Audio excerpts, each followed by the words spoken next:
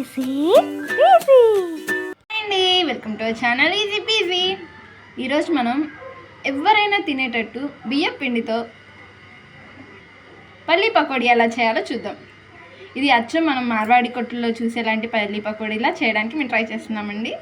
ముందుగా ఒక దాంట్లోకి 1 కప్పు పల్లీలు వేసుకుంటున్నామండి. తర్వాత 1 స్పూన్ కారం వేస్తున్నామండి. దీంట్లోకి 1 స్పూన్ సాల్ట్, అలాగే 1/2 టీ స్పూన్ స్వస్తిక్ చికెన్ మసాలా కూడా వేస్తున్నామండి. అలాగే 1/2 టీ స్పూన్ అల్లం చిన్నులపాయ పేస్ట్ కూడా వేస్తున్నామండి. దీంట్లోకి ఇప్పుడు ఒక 3 టీ స్పూన్స్ బియ్యం పిండి కూడా వేస్తున్నామండి.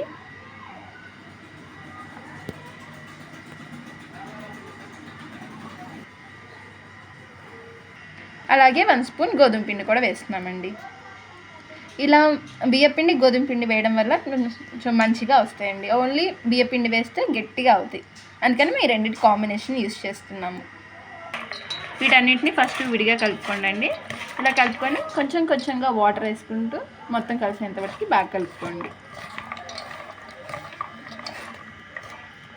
ఇదిగోనండి, మేము జస్ట్ 1 స్పూన్ వాటర్ యూజ్ చేసామండి. అలా యూజ్ చేస్తే ఇలా వచ్చేసింది.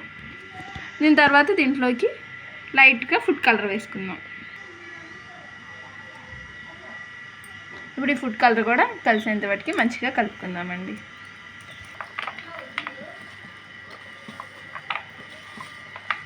ఇదిగోనండి, ఫుడ్ కలర్ కూడా వేసిన తర్వాత మేము మంచిగా కలుపుకొని పక్కన పెట్టేసుకున్నాం.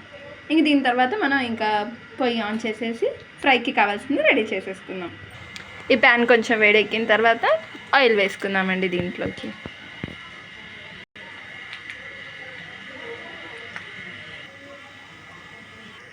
ఈ ఆయిల్ బాగా కాగేంత వరకు ఇలానే ఉంచుదాం. ఆయిల్ బాగా కాగిందండి. ఇప్పుడు ఇందాక మనం ప్రిపేర్ చేసి పెట్టుకున్న పల్లీలని దీంట్లో వేసేసుకుందాం. అలా ఆయిల్లో ఈవెన్గా స్ప్రెడ్ చేసుకుందామండి.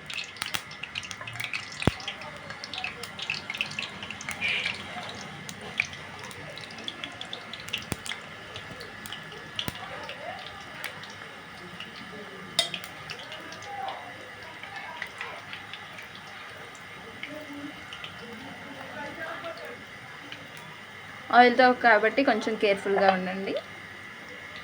వీటిని వేసిన తర్వాత అంతా ఒక చోటుకి ముద్దలా కాకుండా విడిగా ఉండడం కోసం కలుపుకుంటూ ఉండండి.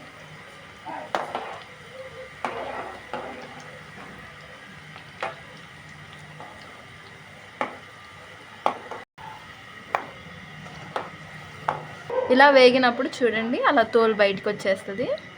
ఇంకా కలర్ కూడా కొంచెం గోల్డెన్ కలర్లోకి చేంజ్ అయింది. ఇలా వచ్చినప్పుడు ఇంక అయిపోయినట్టేనండి, మనం షిఫ్ట్ చేసుకోవచ్చు.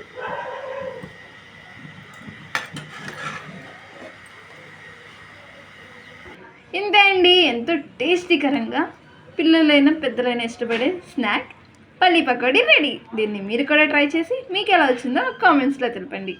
దట్స్ ఇట్ ఫర్ టుడే అండి. Support our channel easy PG.